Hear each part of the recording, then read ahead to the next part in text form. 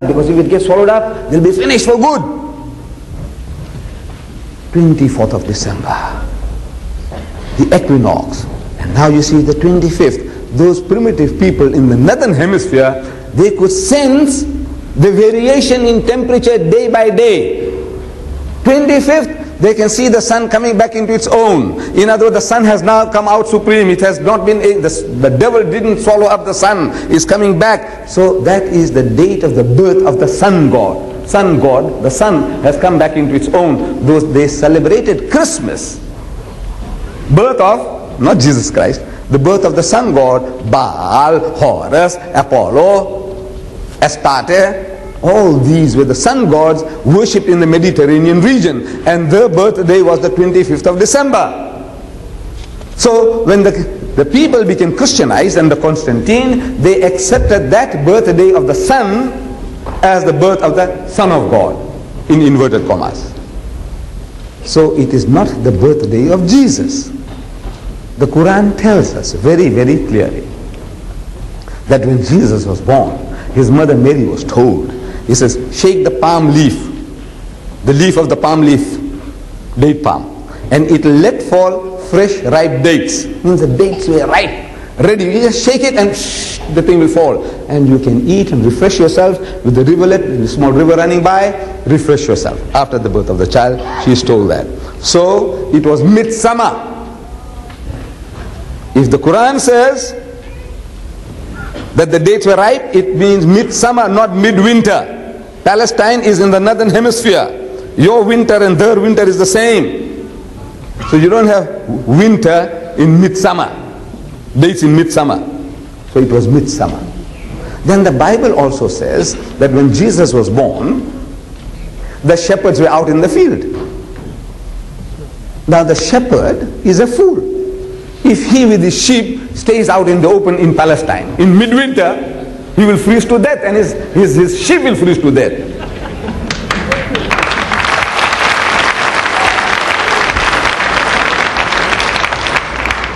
So if you reason, the Quran and the Bible, they both confirm that Jesus was not born on the 25th of December in midwinter. But now because of that, men of learning in the West, they are now supposing that this Jesus was a myth, is a fairy tale, because it's connected with all these fairy tales. Jesus was no myth. He was a real historical person. According to the teachings of Islam, we have no doubt about it. That some 2,000 years ago, there was a young lady called Mary, and she gave birth to a child called Isa, or Esau, or Yeshua, translated Jesus, and he was born miraculously. But the myth idea is because of this association with the pagan cults, the sun-worshipping cults. Now when we look at Muhammad, a comparison, Muhammad was born some 600 years after Jesus in Mecca. Before his birth, his father died. See, he was a posthumous child, a child that is born after the death of his father. And Muhammad sallallahu alaihi wasallam happens to be the most historical of all religious personality according to Encyclopedia Britannica. No doubt whatsoever about him that Muhammad could be a fairy tale. Most historical, solid down-to-earth figure. History starts with him. The change of the Arab nation starts with him. The whole Arab world becomes known to the world for the first time in the history since the creation of the world. Since the creation of the world, the Arabs were an unknown people. Nobody was interested in that human rubbish. Nobody. Alexander the Great passed them by. The Phoenicians, the Persians passed them by. The Egyptians passed them by. Nobody was interested in that human rubbish. Nobody. It was after Muhammad that all of a sudden they become known, and they become masters of the known world through the blessings of Islam. Before that, unknown. Muhammad is the most historical of all religious personalities.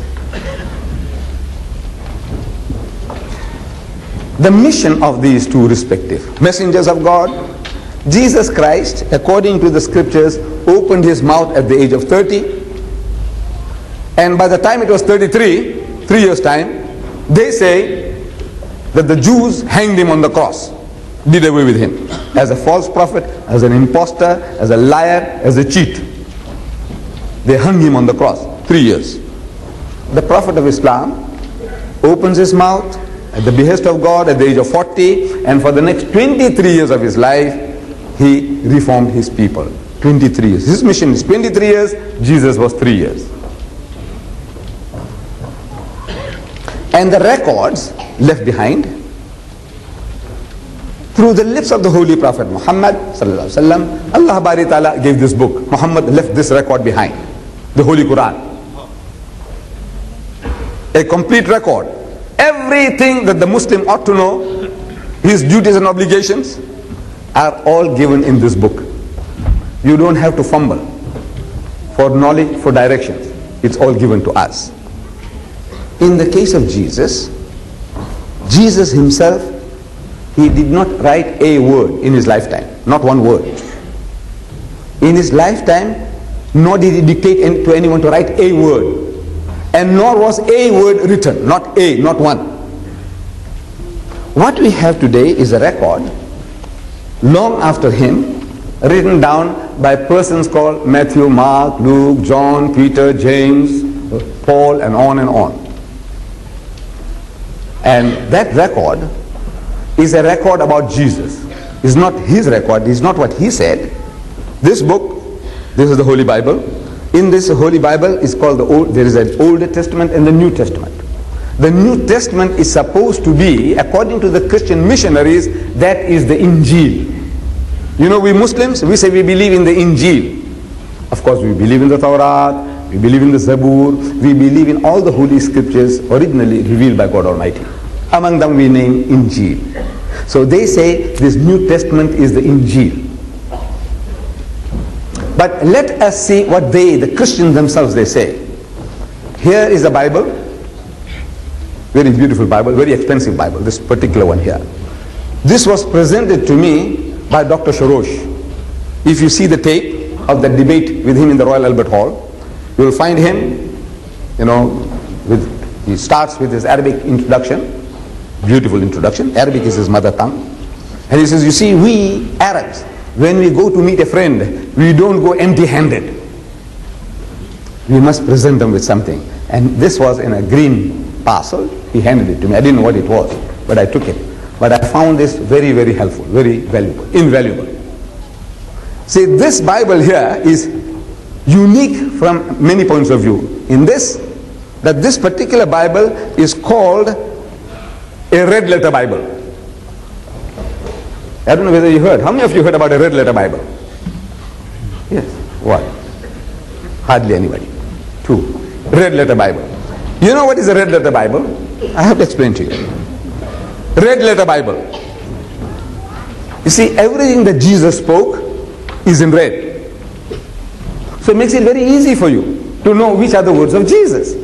Because in the New Testament, there are 27 books. 27 books put together make the New Testament, the so-called Injil of the Christians. But these 27 books, how are you going to find out, sift out what Jesus said and what he didn't say? What Jesus said, you got time for that? Who's got time for that in modern times? So the Christians have made things easy for us. They put everything, every word of Jesus is in red, the rest is in black. So it's two-color job, black and red, black and red. It also makes it easy for us now to find out to what extent is the New Testament the words of Jesus. So it's only about 10%. 90% has got nothing to do with Jesus. 90%. Not even out of the 27 books in this particular one, this particular Bible is the King James Version, and they tell you in the preface, this is the 5th major revision. You know what's a major? You know, minor, small, major, big. The little children, they can't testify in court because they are minors. Major, grown up. Major, big. So this is the 5th major revision of the King James Version. King James, one of your kings here, in 1611, he had this Bible produced. It carries his name still today. But this particular one, by now, 5 times they made changes. Big changes, not tiny things. Major. That's what they say, and the Englishman knows what he's talking about. When he says major, he means major.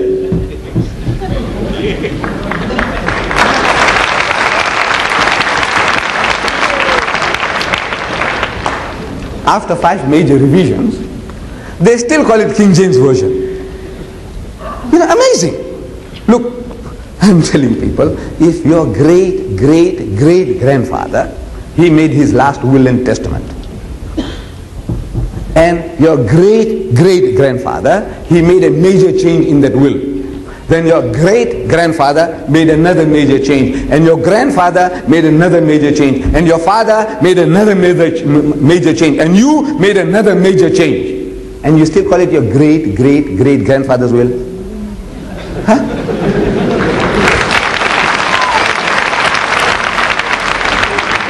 You know, poor King James, if he knows what's going on in his name, he will be